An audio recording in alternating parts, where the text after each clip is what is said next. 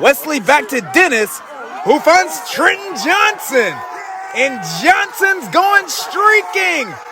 Meet me on the quad if you want to join.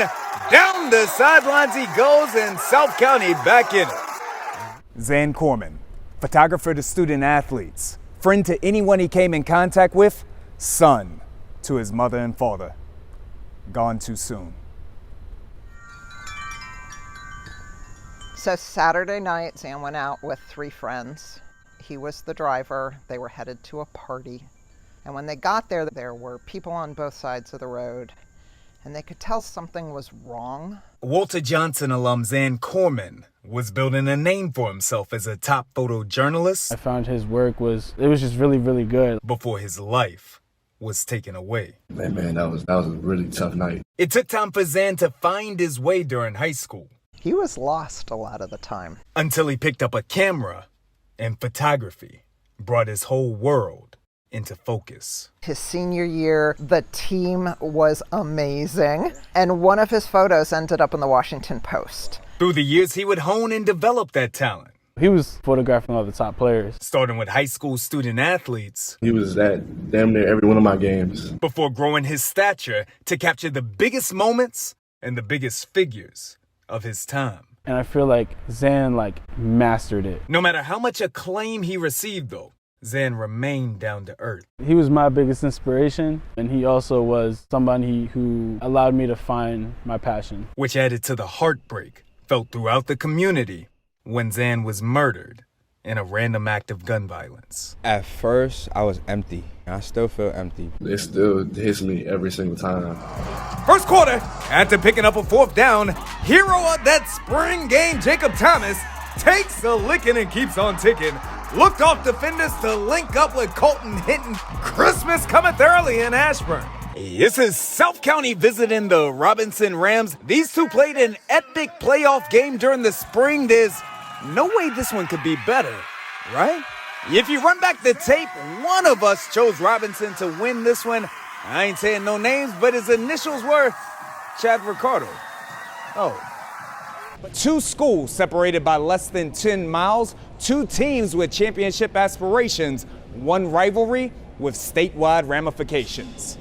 The better the QO Northwest rivalry is, the better for Montgomery County and the better for the state of Maryland. On Friday night, the Quince Orchard Cougars and Northwest Jags will renew a rivalry so fierce, the Hatfields and McCoys are growing nervous. If I play my brother, you want to beat him. It don't matter. It's almost storybook, the kind of thing you see in movies. 8 out of the 9 last seasons, either us or QO has been in the state championship. 2 schools separated by mere miles. And as a crow flies, school's only a mile away. With student athletes who are friends by day. Everybody knows each other and everybody wants to talk smack. I know a couple guys. I haven't talked to them since the season started. But adversaries under the lights. On the field, though, these teams want to kill each other. My mind says that this game is all Northwest. My football intellect says that their toughness pulls this one out. But my heart, Joe, my heart is with the Cougars. Cougars have done a great job this year getting the ball into the hands of their playmakers. Syracuse commit Donovan Brown in the Wildcat. Nasty stiff arm. Turns Lorfels around, and the track star long strides his way into the end zone. 7-0 Quince Orchard. Winganoa playing host to Oakdale. Out here in the cornfield! Out here in the cornfield. Every off-season workout, every practice, every game up to this point leads to this moment. 2 big-time rivals looking for that playoff seed, and it's going down tonight. Lepofsky looking deep, and mama, there goes that man. Number 8, Jalen Walker, showing off his Mamba mentality. The Kip Panthers, a squad set to compete for a DCSAA championship on the field. But first, they must overcome tragedy off of it. The Kip football program is back on the prowl, but this just weeks after the death of a schoolmate that rocked them to the core. I've seen stuff like that happen before, but not at this age. At the young age it shouldn't have happened. On August 18th, 15-year-old Kip freshman Keemon Payne was fatally stabbed by a 16-year-old student in the midst of an altercation that took place right outside of the Washington, D.C. school. All the teachers came in like panicking, letting us, trying to get us out the building. We didn't know what was going on. We was all confused and scared. You're right, Joe Ball. If it's a 50-50 game, I'm going with Coach T and Gonzaga.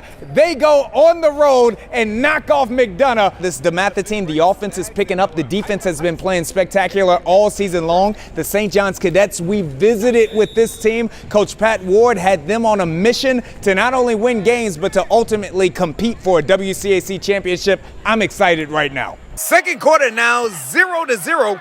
Impressive freshman Denzel Gardner. He's got time to go up top. Penn State commit KJ Winston. What future is to mumble rap, Winston is to the Stags offense. We are home to some of the most prevalent and most dominant girls sports in the country. But my question for us here is, are we doing enough to cover and to promote female athletics here in the DMV?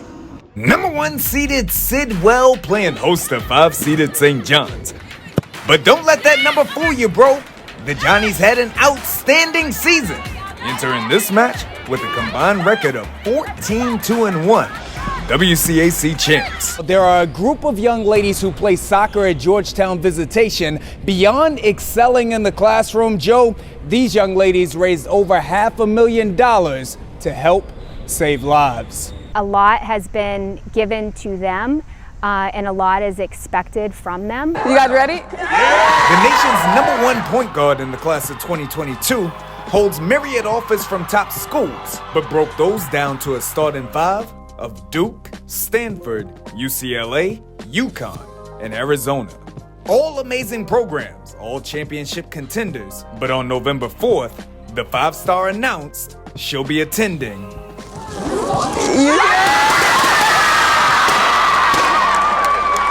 Warren straight at Sally, no call, but Ayanna Warren rolls it in. Visiting all the way from New York, and the Quakers would back that up.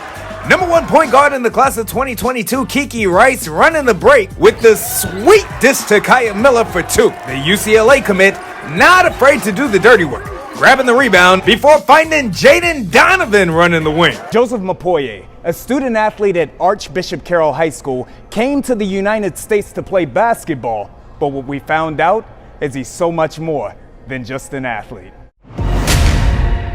If you have all the success and you make it to the league, let's say, what would you do?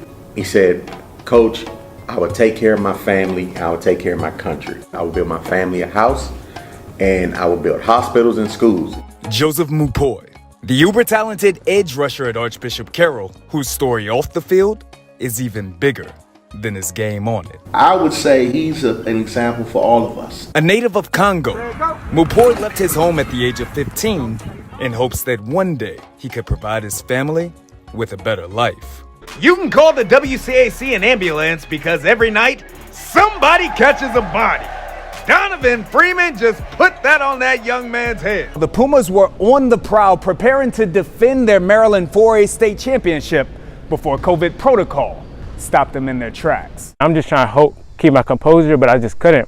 I ended up walking down the whole street just crying, cause like it was heartbreaking. And rumors of the Pumas' inevitable demise have been floated by some all season long. Would today be the day? First half in Sean Johnson looking for a receiver, but he's chopped down by Kanye Parker. Jeremiah Williams recovers the fumble, and Puma Nation is rocking. One of the coolest things going down in high school sports in all of the DMV, Joe Ball, I would say for all time. 3 young men, one from the district, one from Maryland, and one from Virginia, is going to be crowned the High Def Heisman. Very cool. Look back in the spring championship, you catch the touchdown pass to win the championship, and then here in the fall, you throw the touchdown pass to win the championship. If we were in Hollywood, the producer would throw this script out. He'd say that it's unbelievable, that it could never happen. What do we say? Death, taxes, and the good counsel running game. I said it before, and Dylan Jones backs it up. He finds a crease behind that offensive line, and if your name ain't Usain Bolt, you ain't catching the kid from there. That leaves many within the state of Maryland wondering if the Damascus Hornets have the same sting. It's a community that loves football and expects to win, and that's the same standards that we have for ourselves as coaches and players. Friday night, Josh Klotz will embark upon his first full season as head coach of perennial powerhouse Damascus. Please don't take away my library card, Gonzaga.